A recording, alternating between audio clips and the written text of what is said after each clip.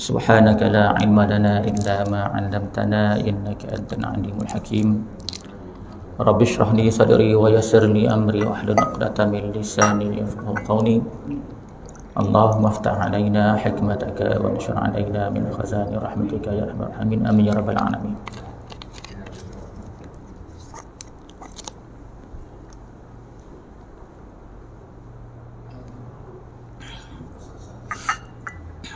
InsyaAllah pagi ni kita nak bincang satu tajuk yang agak dekat dengan kita, iaitulah berkenaan dengan talqin.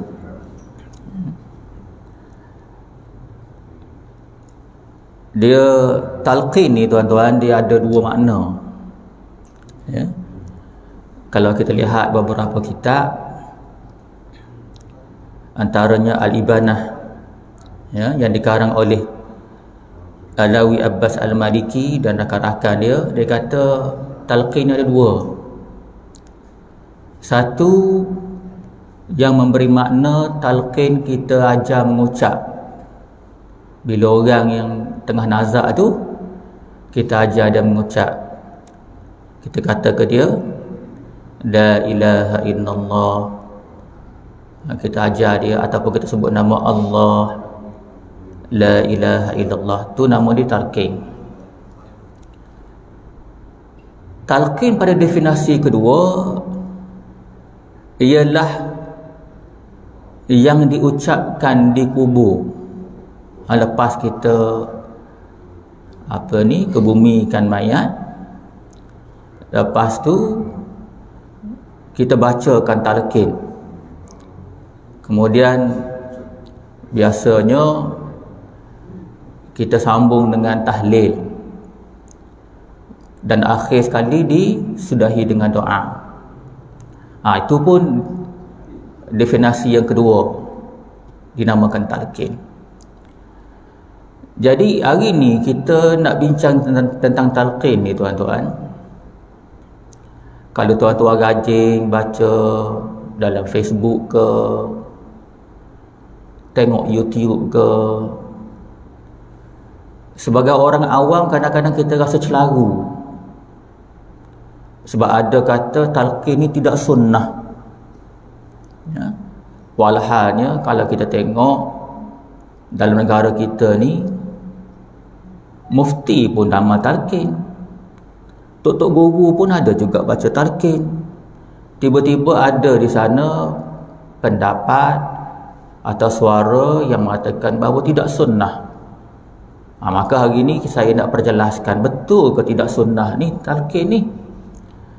Kita tak naklah masyarakat kita rasa keluh kesah kan, serabut. Nak tiba-tiba anak balik daripada Timur Tengah, mak baru meninggal, ayah nak buat talqin. Tiba-tiba anak kata, ayah tidak sunnah ni, jangan buat. Ayah dah lah sedih, mak baru meninggal. Jadi hari ni kita baca sedikit sebanyak penjelasan daripada kitab-kitab yang muktabar, yang diulas pada alim ulama. Mudah-mudahan kita faham. Baik, pendekatan yang saya nak bawa pada tuan-tuan hari ni, saya nak baca dalil-dalil. Kita nak baca dalil-dalil, kita akan lihat dalil-dalil yang berkaitan dengan talqin ni. Sebab orang yang kata tidak sunnah ni senang aja. Tak ada hadis tidak sunnah. Kalau dhaif tidak sunnah. Ni kena perhati sikit ni. Kena perhati. Betul ke kalau ada hadis dhaif terus kita boleh kata atau kita hukumkan tidak sunnah? Maka kita baca hari ni.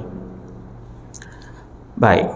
Sebelum kita baca hadis-hadis atau nas-nas berkenaan dengan talqin, saya nak sebut secara keseluruhannya hukum talqin ni.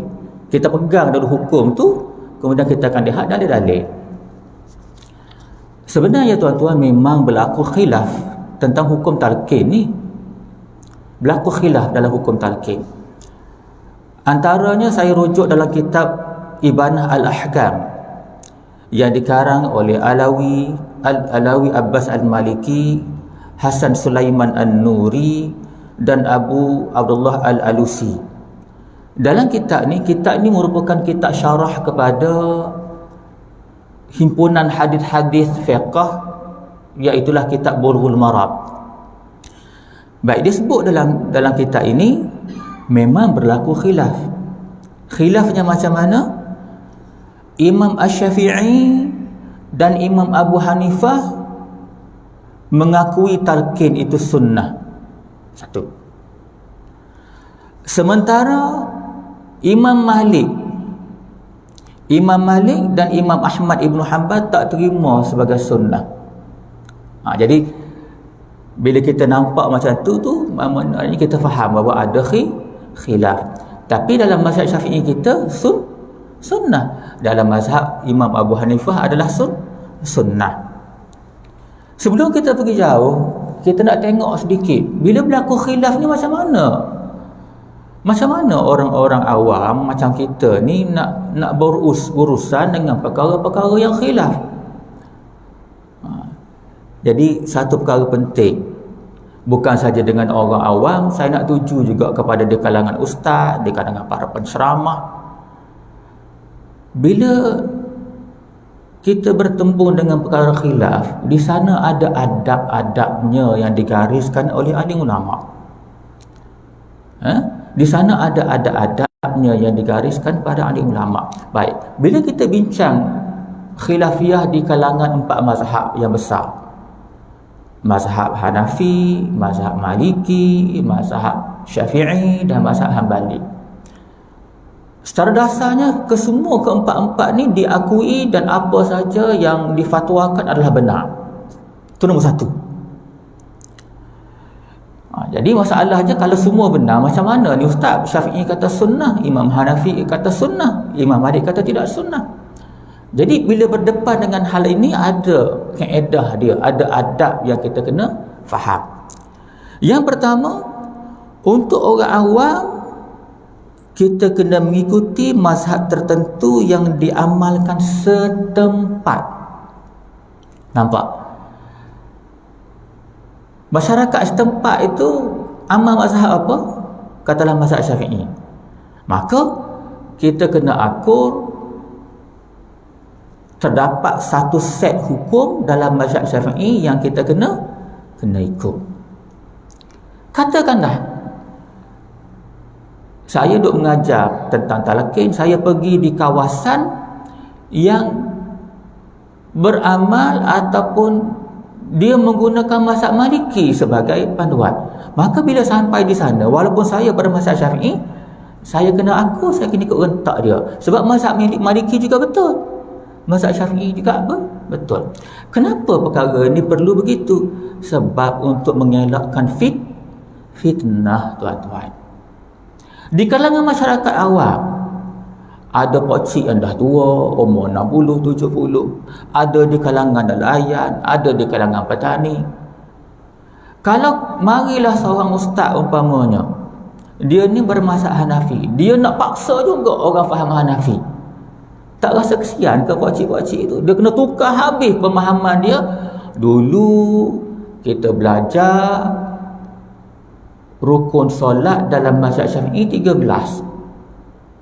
Tiba-tiba marilah mazhab Hanafi, dia nak paksa kita faham. Sebab berbeza tuan-tuan, dalam mazhab Hanafi rukun solat dia 4. Berubah habis kan?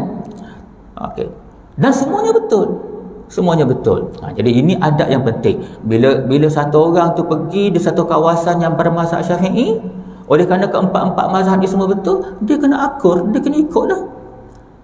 Ataupun kalau satu orang tu pergi satu kawasan yang kawasan tu bermazhab Maliki, sedangkan dia ni memang kuat bermazhab Syafi'i, dia kena akur lah, dia kena terima lah. Boleh jadi kawasan tu tak beramal dengan talqin, dia tak payah buat lah, buat cara dia lah. Nampak? Jadi dengan beramalnya macam itu, barulah wujud orang panggil ketenteraman, kematangan dalam beramal dengan perbezaan mazhab.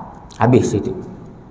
Begitu juga kalau misalnya kata ustaz umpamanya, ustaz tak boleh nak paksa orang kawasan tu beramal dengan mazhab Syafi'i.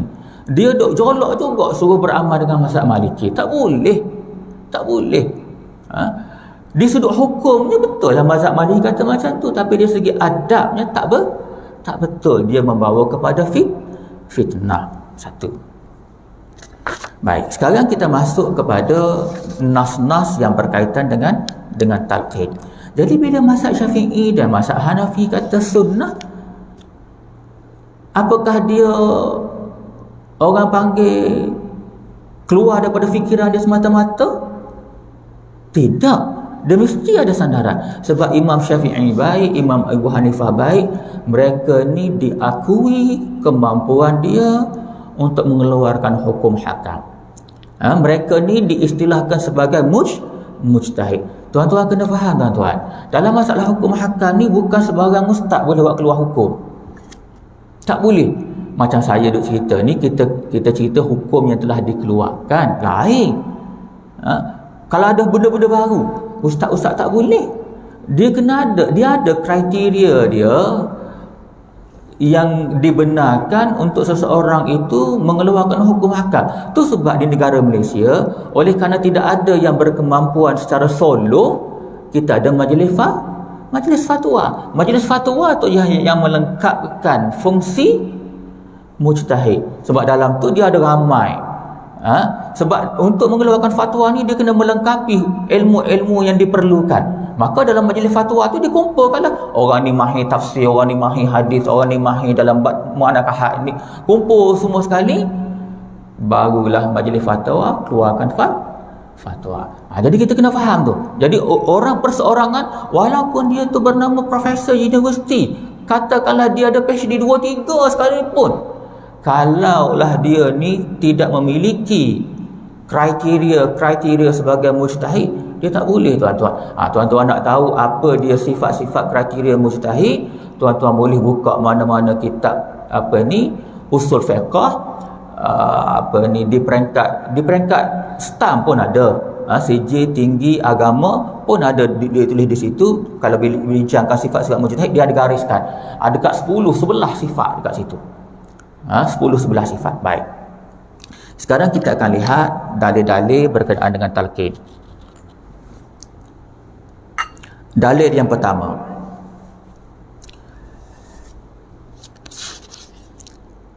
hadis mauquf. Hadis mauquf ni ialah riwayat sahabat, bukan daripada Nabi, riwayat sahabat.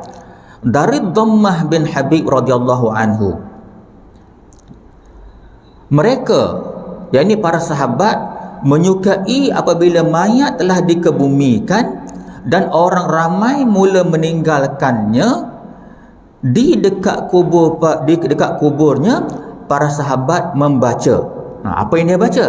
Dia baca, ya fulan, qul la ilaha illallah wa ashhadu an la ilaha illallah salasata marrat. Ya fulan, rabbi Allah wa dinil Islam wa nabi Muhammad sallallahu alaihi wasallam. Maksud dia cerita ni, hadis ni kisah sahabat. Sahabat meriwayatkan, dia kata para sahabat, di kalangan sahabat ni suka sangat bila mayat telah dikebumikan dan orang ramai mula meninggalkan, dekat kubur tu sahabat duk baca. Sahabat baca apa? Ya fulan, wahai fulan, qul, katakanlah, la ilaha illallah wa ashhadu an la ilaha wa ashhadu anna Muhammadar rasul wa ashhadu an la ilaha illallah. Tidak ada Tuhan kecuali Allah dan aku bersaksi bahawa tiada Tuhan kecuali Allah. Salasata marrat, 3 kali. Jadi sahabat baca benda ni. Sahabat baca la ilaha illallah wa asyhadu an la ilaha illallah 3 kali. Kemudian sahabat baca, ya fulan, wahai fulan, rabbi Allah, Tuhanku ialah Allah, wa dinil Islam, agamaku Islam, wa nabi Muhammad sallallahu alaihi wasallam, dan nabiku Muhammad sallallahu alaihi wasallam. Baik. Bila saya baca hadis riwayat sahabat ni, tuan-tuan dah mula terlintas. Bila kita pergi talqin, tu di antara imam baca kan? Betul? Baik, satu. Dan hadis tadi, hadis riwayat oleh Said bin Mansur. Said bin Mansur dalam kitab Bulughul Maram. Baik. Hadis ni bila ulama ulas, hadis ni dhaif. Ya, hadis ni dhaif.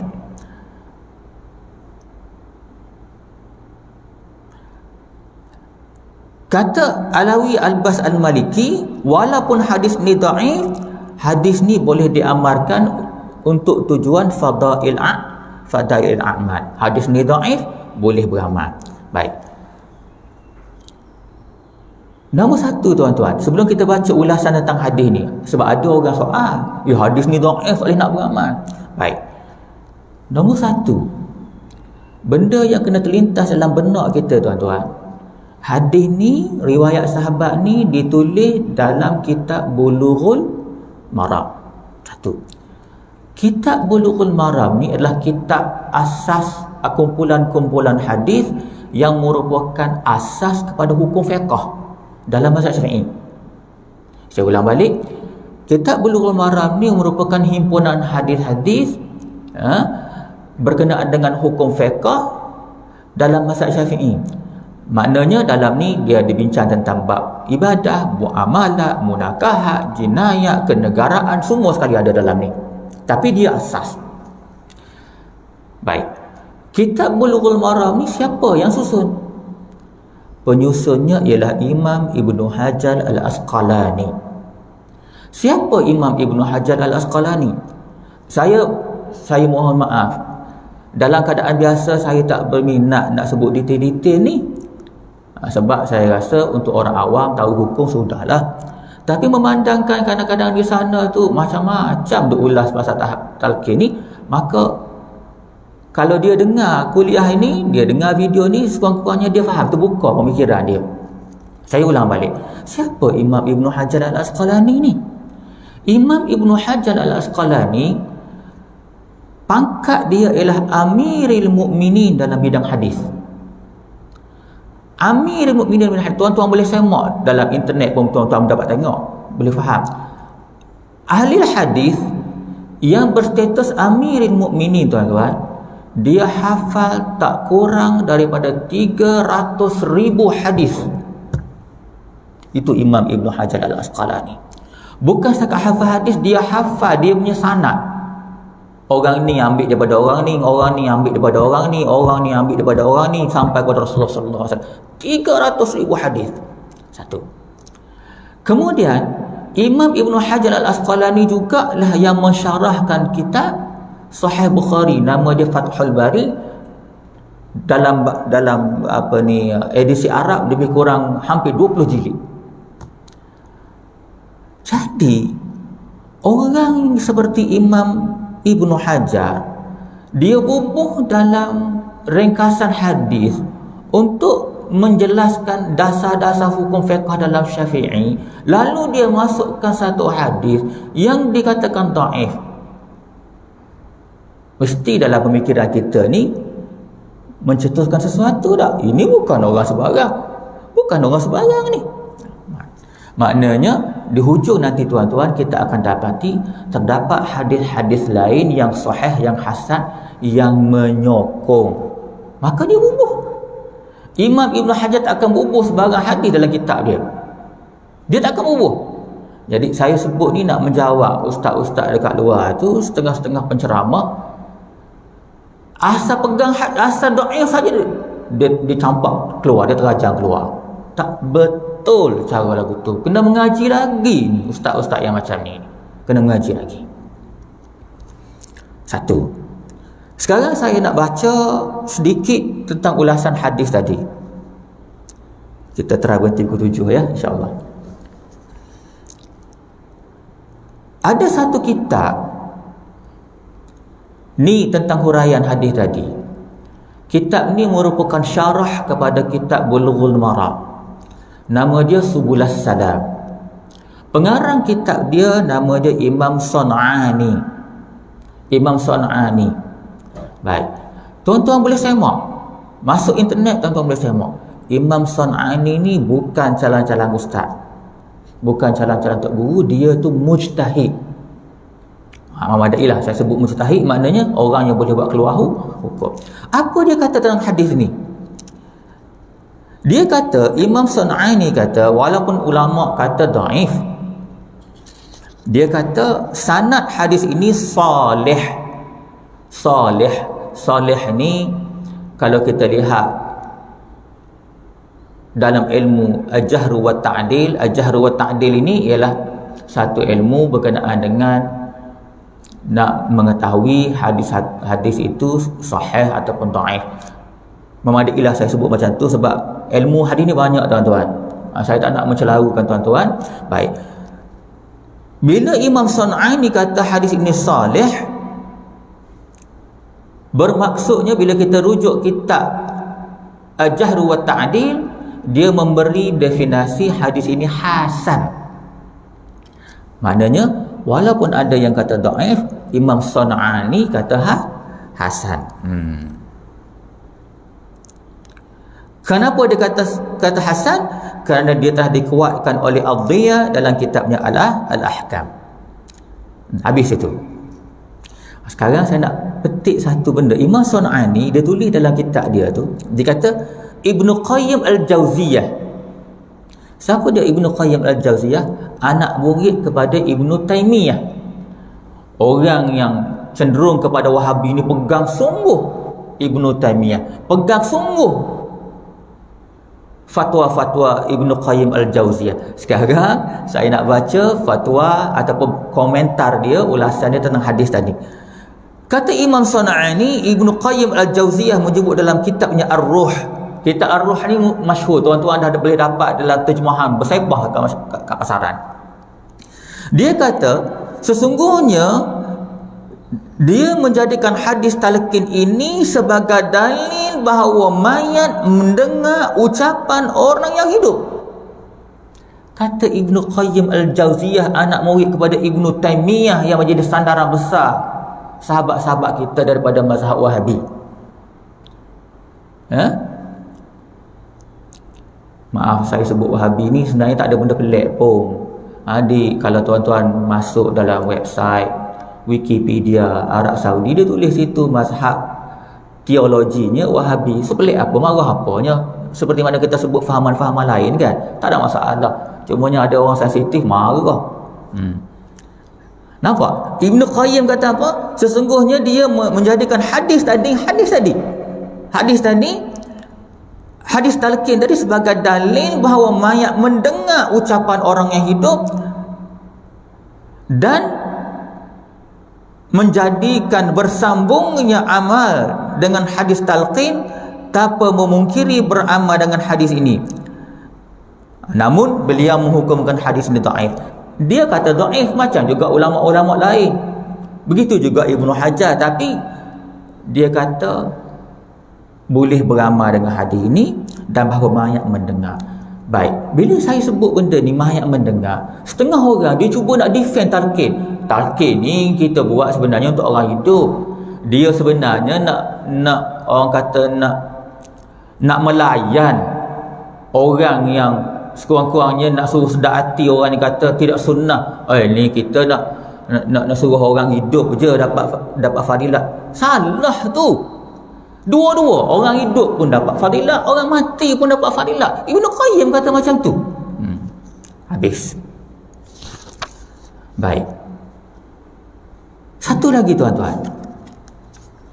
Imam Sun'ani dalam kitabnya Subul Salam, bila dia bawa huraian-huraian, dia kata boleh beramal dengan hadis ini. Ibnu Qayyim juga kata macam tu. Imam Sun'ani bawa satu lagi hadis lain untuk menguatkan hadis tadi. Hadis ni panjang, jadi saya baca terjemah saja tuan-tuan. Saya baca terjemah, saya baca cepat-cepat sebab saya nak baca 3-4 hadis sebenarnya hari ni. Sempat ke tidak tak tahu.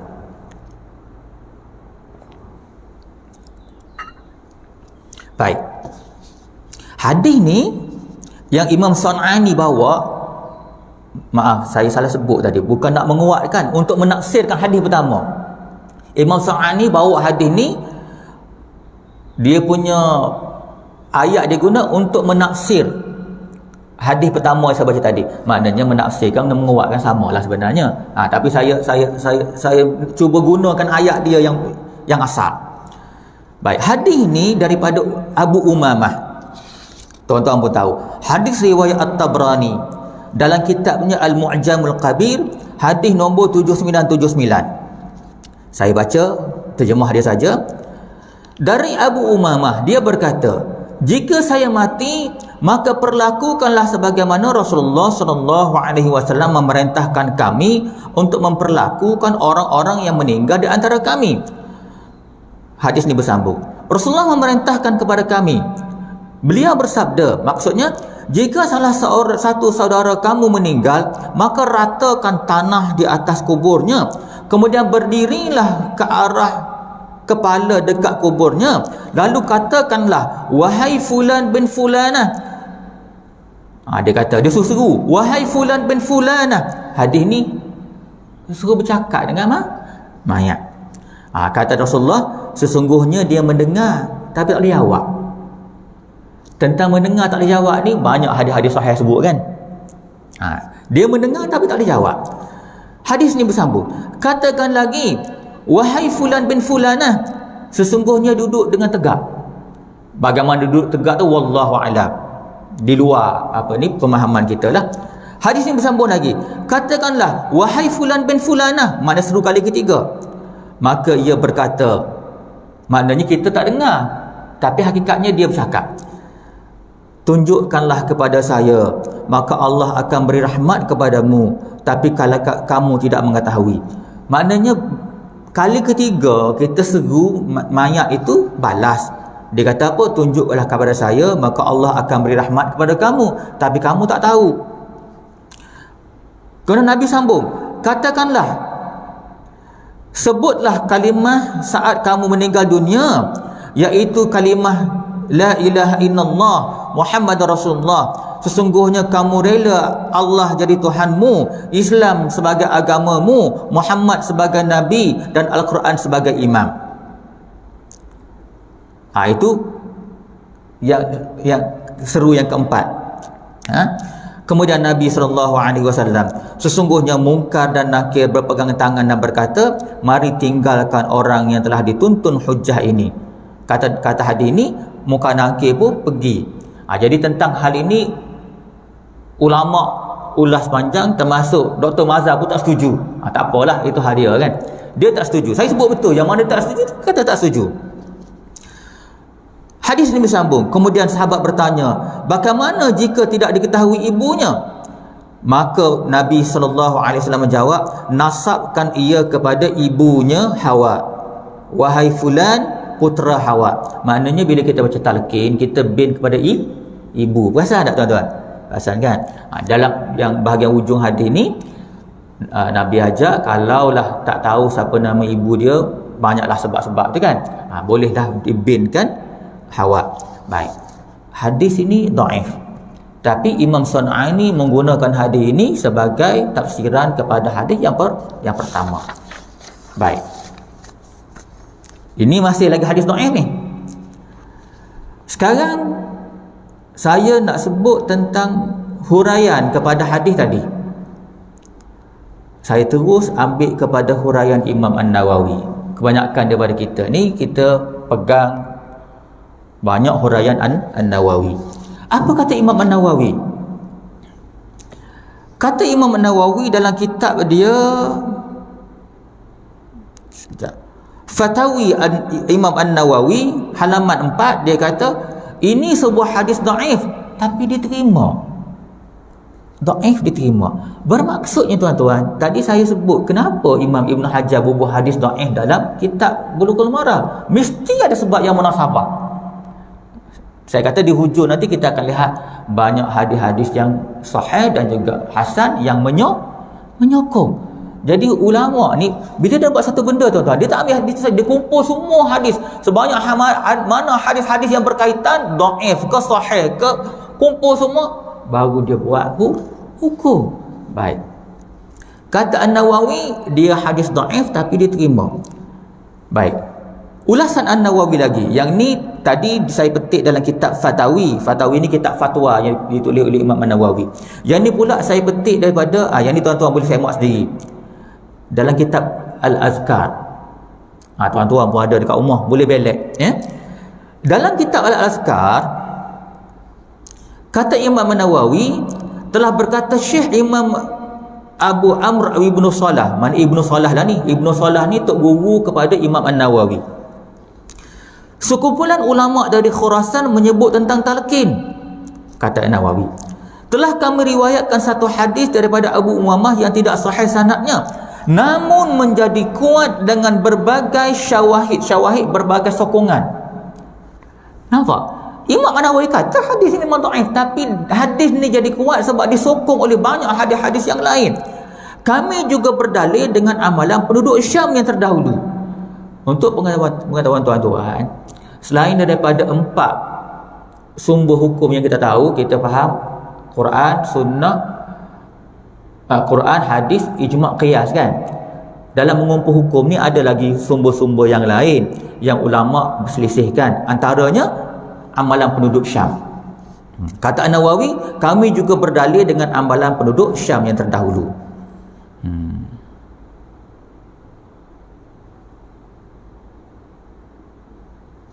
Baik. Sekarang saya nak pergi kepada, lepas kita faham An-Nawawi berkata hadis ada dhaif, dia kata ada berbagai hadis-hadis lain yang menyokong kan. Kita nak terus tengok hadis-hadis tu. Hadis-hadis yang bukan dhaif, bahkan sahih, yang menyokong hadis-hadis dhaif tadi, antaranya apa?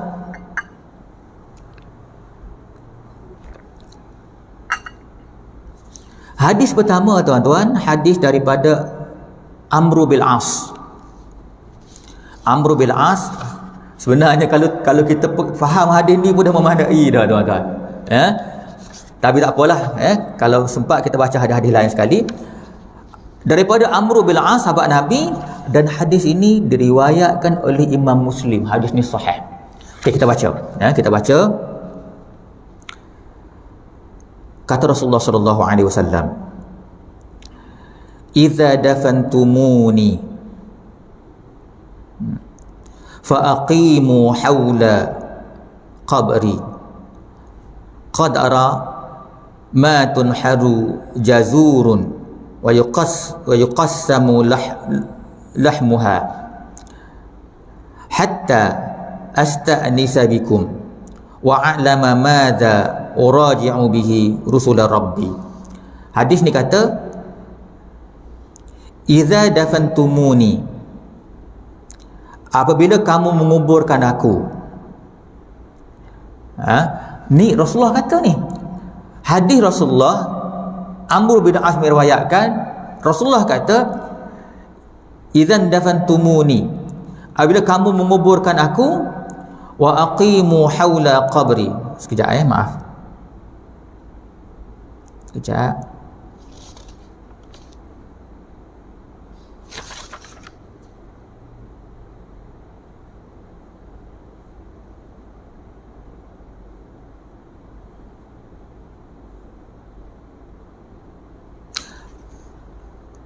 Maaf, ni bukan Rasulullah sebut ni.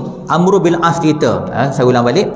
Amr bin As cerita, idza dafantumuni, apabila kamu menguburkan aku, wa aqimu haula qabri, maka berdirilah, wa aqimu, berdirilah kamu, haula, di sekitar qabri, di kubur aku. Maknanya lepas, hadis ni kata lepas menguburkan dia, Amr bin As kata, kamu berdirilah di sekitar kubur aku, qadara, seqadar, ma tunharu jazurun wa yuqassamu lahmuha, seukuran apa penyembelihan tukang daging dan diagih-agihkan daging dia. Maksudnya gitulah.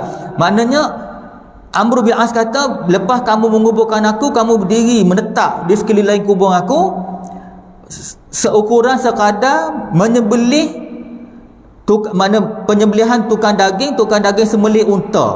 Unta ni Imam Nawawi tafsir, ada kata kambing, ada kata unta. Baik, saya pegang kata An-Nawawi, dia kata unta.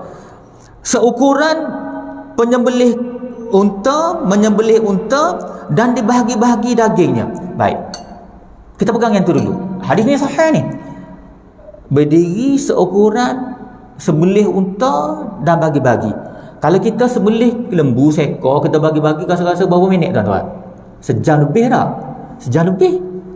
Sejam lebih. Okey. Lepas tu hadis ni kata apa?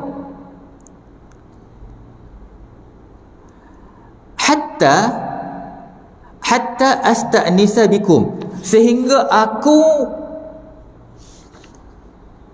asta'nisa ni maksudnya sehingga aku terhibur ataupun suka. Maknanya tuan-tuan, kalau begitulah kata Amr bin As, bermaksudnya benda yang berlaku atas kubur memberi kesan tak pada dalam kubur? Memberi kesan tak? Memberi kesan tak tuan-tuan? Ini hadis sahih ni. Kata Amr bin As, hatta asta'nisa bikum, sehingga aku rasa terhibur, aku rasa suka bikum dengan kamu. Mana duduk atas tu tunggu sekadar, katalah kita ambil sejam lah, kita guna ukuran masa, sehingga aku rasa tenang. Kemudian hadis yang sambung lagi, wa a'lama madza uraji'u bihi rusular rabbi, dan aku mengetahui, aku mengetahui, wa a'lama madza uraji'u bihi, aku mengetahui apa yang aku dirujuk, aku ditanya dengannya. Nampak? Kata Amr bin As, lepas kamu duduk atas kubur aku lebih kurang sejam tu, sehingga aku rasa terhibur dengan kamu, maknanya sehingga dia rasa tenang, hingga dia rasa tak serabut dalam kubur. Sebab tuan-tuan kena ingat, masuk dalam kubur tuan-tuan, fitnahnya berat. Fitnah kubur ni berat sangat tuan-tuan. Tuan-tuan baca sendirilah, carilah kitab-kitab ar-ruh ke mana, fitnah dia berat tuan-tuan. Selama kita ada atas dunia ni, kita rasa banyak benda yang mengembirakan kita. Masuk kubur keluh kesah tuan-tuan, banyak hal sangat. Sebab di situ permulaan setiap apa yang kita buat atas muka dunia ni, nak start kena hitung dah. Bayangan tu tak ada dah situ, bayangan tu ada dah. Jadi kalau saya ulang balik kata Amr bin As tadi, hatta asta'nisa bikum, sehingga aku rasa terhibur, suka dengan kamu. Makna supaya dia tidak serabut, supaya dia tenang. Kemudian dia sambung lagi, wa a'lama madza uraji' bihi, sehingga aku mengetahui apa yang aku nak ditanya dengannya. Baik, kalau tuan fikir, apa benda yang misal kata boleh mayat dalam kubur tu tahu apa yang dia akan ditanya? Nombor satu, memang dia dengar. Hadis berkenaan mayat dalam kubur ni, mendengar ni bersaipah tuan-tuan. Sahih, hasan, banyak. Dia dengar. Satu, tentulah ada benda yang kita sebut, yang kita bagi panduan, yang dia dengar, yang betul, yang nak jawab tu amalan kita dengan muka nakir. Tapi isyarat dalam hadis ini memberitahu bahawa orang hidup boleh membantu orang dalam kubur. Nampak tak? Cuba tuan patah balik. Bila Amr bin As kata hatta asta'nisa bikum, dia suruh duduk 1 jam sehingga dia rasa terhibur. Duduk 1 jam, dia buat apa atas kubur 1 jam? Dia baca Facebook? Dia main game, main Angry Bird? Tak tuan-tuan, mestilah satu benda yang memberi manfaat kepada mayat. Tu sebab saya kata tuan-tuan, saya belum baca hadis lain lagi ni. Bila baca hadis ni saja, maka justify kenapa Imam Ibn Hajar Al-Asqalani memasukkan hadis yang dhaif dalam kitab dia. Maka justify kenapa Imam An-Nawawi kata hadis yang dhaif tadi menjadi kuat dengan berbagai sokongan. Allahu Rabbi. Semua orang yang tak erti saja. Tu sebab, mohon maaf lah, saya pernah sebut benda ni. Bila kita baca kitab, nombor satu, tok guru, kau ustaz, bila baca kitab ni, dalam hati tu kena ada sifat ikhlas, jujur, menghormati kitab.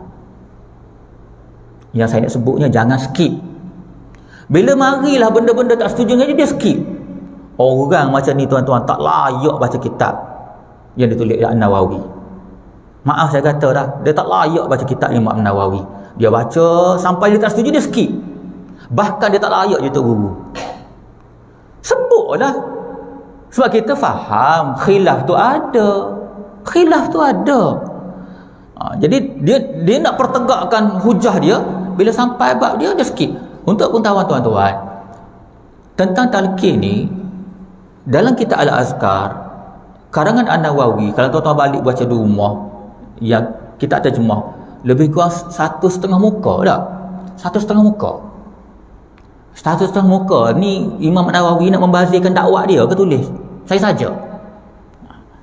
Itu sebabnya jangan buat orang kampung kelang kabut keliru tentang talqin ni. Jangan.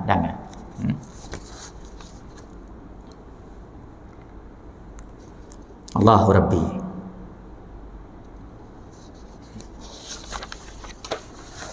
Jadi hadis yang diriwayatkan oleh Imam Muslim tadi dah jelas pada kita.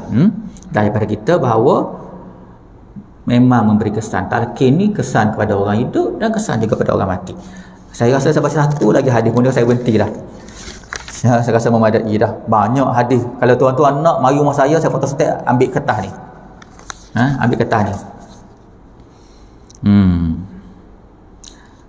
Okey, yang ni saya nak ambil masa, saya baca terjemah saja boleh ya? Baca terjemah saja. Satu lagi hadis tuan-tuan. Yang tadi sahih. Yang ni pula hadis ni diriwayatkan oleh Imam Ahmad Ibn Hanbal. Ulama khilaf hadis ni. Hadis ni daripada Jabir bin Abdullah Al-Ansari. Jabir bin Abdullah bin Al-Ansari. Ulama khilafnya di antara sama ada hadis ini hasan ataupun sahih. Itu saja. Mana hadis ni kuat. Ada ulama kata sahih, ada ulama kata hasan. Sebab ada satu perawi itu ulama khilaf sama ada dia ni siqah. Kalau siqah tu membawa kepada hukum sahih. Ada ulama kata saduq membawa kepada hukum hasan. Sama ada hasan ataupun sahih, dua-dua boleh pakai dalam hukum. Baik. Dalam hadis ni tuan-tuan, Rasulullah SAW pada satu hari, ni kisah Rasulullah SAW, pada satu hari Jabir bin Abdullah Al-Ansari berangkat bersama Rasulullah SAW menuju kepada Sa'ad bin Mu'az ketika wafatnya. Maknanya Jabir bin Abdullah Al-Ansari dengan Rasulullah pergi ke tempat Sa'ad bin Mu'az ketika dia wafat. Tatkala Rasulullah SAW mensolatinya dan meletaknya di kuburnya serta meluruskannya. Lepas Rasulullah letak dalam kubur, dah selesai semua, Rasulullah SAW pun bertasbih. Rasulullah bertasbih pada mayat. Kalau kita hari ni, kita buat apa? Kita tahlil kan? Tasbih, kita tahlil. Nak tasbih boleh juga. Bertasbih. Dan kami pun ikut bertasbih, sahabat. Saya ulang balik. Rasulullah SAW bertasbih dan kami pun ikut bertasbih yang panjang. Lalu bertakbir. Lalu Rasulullah bertakbir, kami pun bertakbir. Jadi maksudnya kalau kita rujuk pada hadis Muslim tadi yang duduk sejam setengah ke sejam ke, seolah-olah kita tu penyembelih unta sembelih dan bagi-bagikan daging tu sejam tu buat apa? Inilah bendanya. Antaranya takbir, ada yang tasbih, tinggal lagi hadis banyak tuan-tuan. Jadi ulama kumpul semua. Sama juga zikir lepas solat. Zikir lepas solat Rasulullah buat macam-macam. Ada zikir pendek, ada zikir panjang. Jadi mari Imam Nawawi dia kumpul semua, jadi kita amal semua lah. Tapi terpulang lah, nak amal sikit, amal banyak terpulang. Tapi semuanya ada asas tuan-tuan. Sebab ada dalam YouTube sekarang ni yang buat kita serabut sangat, duk promote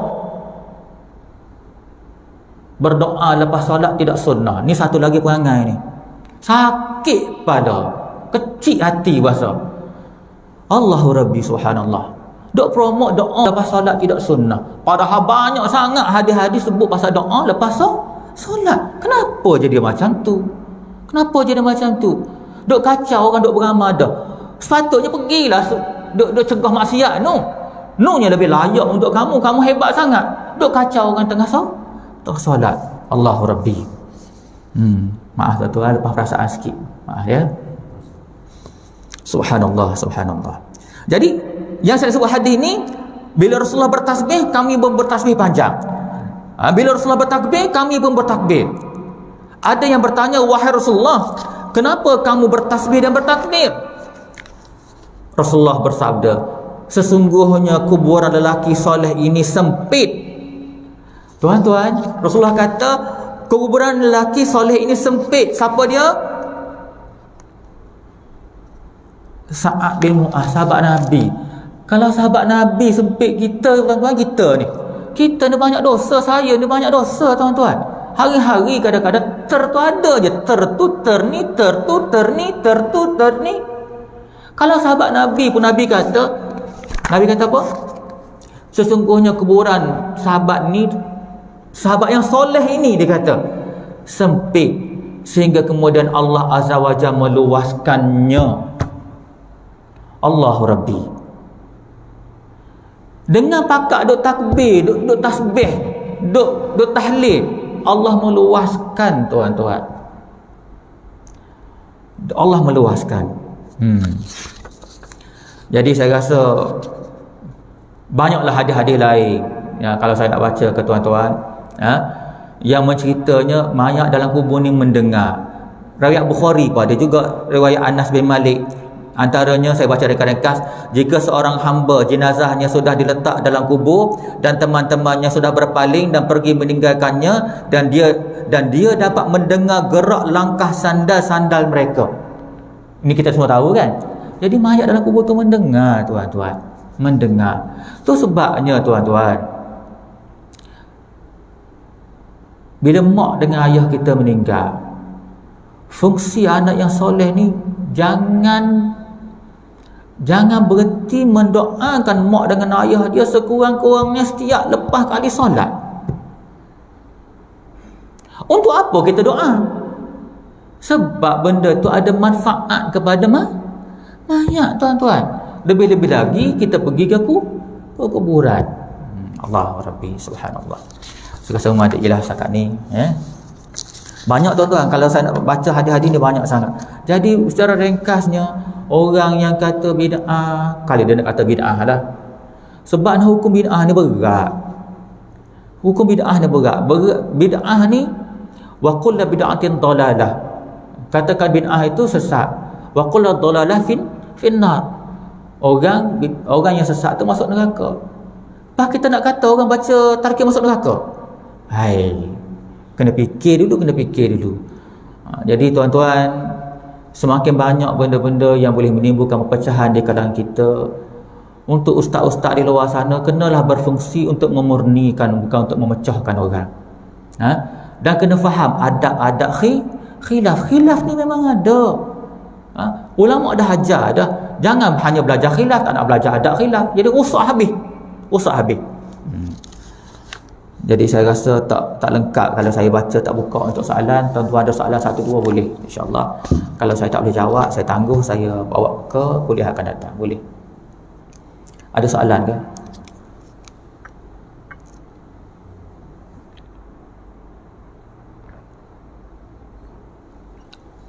Mudah faham tak? Mudah ya? Mudah. Ya. Maksud dia yang mereka kata masalah sebenarnya mereka dia kerana mazhab mereka ataupun pemahaman di arah lain.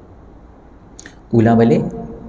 Maksud yang mereka kata apa tentang bid'ah tu kan, adakah dia pahaman kepada mazhab ni ataupun dia mungkin kerana belajar dia? Dia kalau kita soalan dia yang kata bid'ah tu, sahabat kita tanya sama ada merujuk pada mazhab lain atau bagaimana, tak gitu kan? Baik. Bila soalan bid'ah ini ditujukan kepada hal talqin, ini saya agak boleh jadi yang bercakap tu baru-baru belajar satu. Jadi dia tidak faham betul-betul apa ni ilmu agama. Sebab ilmu agama ni tuan-tuan, kalau satu orang yang nak mengajar, paling-paling tidak dia kena lengkap tiga-tiga. Ilmu tauhid, ilmu fiqh, ilmu tasawuf. Dia tak boleh master dalam satu benda dia nak mengajar, tak boleh tuan-tuan. Walaupun ialah macam kita mengaji sekarang ni dekat Universiti Melayu ke mana-mana pun, bila kita masuk ijazah dia dah menjuruskan pada satu-satu kan. Jurusan syariah, jurusan usuluddin.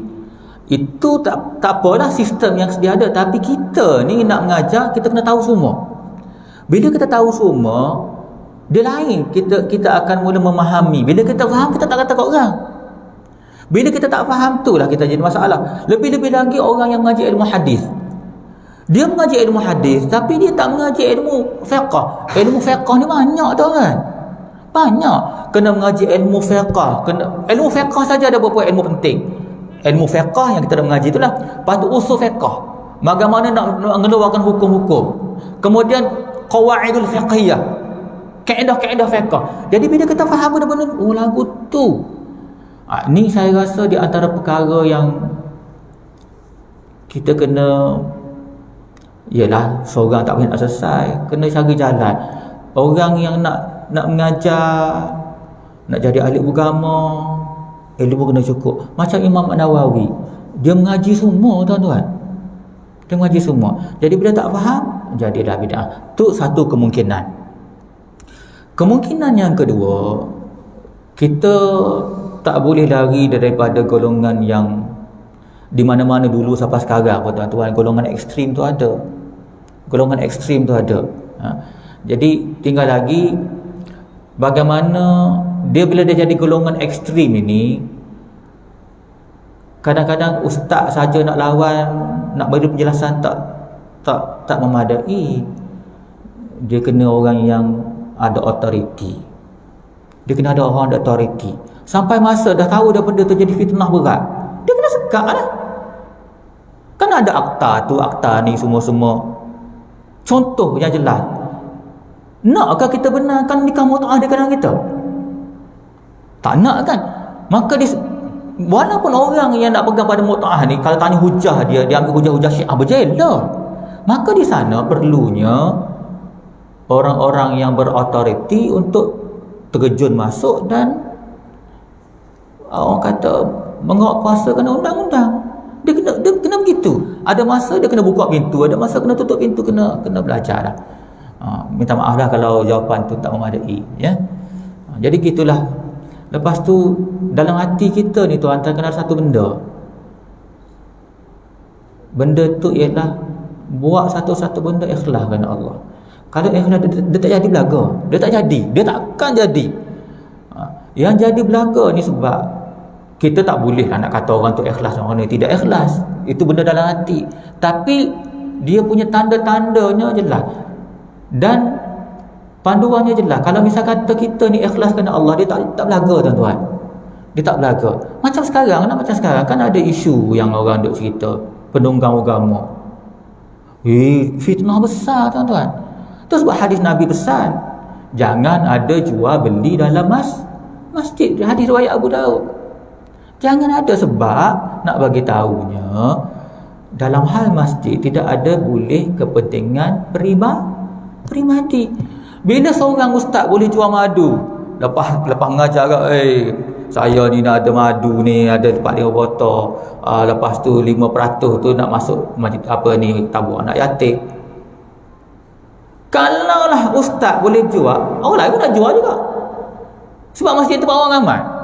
Sebab tu Nabi kata tak boleh ada jual beli dalam masjid. Hadis riwayat Abu Daud, hadis sahih. Rasa muadik kita setakat ni, insya-Allah ada peluang kita baca lagi. Saya hari tu kita baca tentang Wahabi. Sebenarnya tak habis lagi, ada masa saya nak baca lagi. Ada benda-benda lain dalam ajaran Wahabi berdasar kitab-kitab dia yang kita kena tahu. InsyaAllah ta'ala ada peluang kita baca lagi. Aku qawli hadza wa astaghfirullahalazim li wa lakum. Wassalamualaikum warahmatullahi wabarakatuh.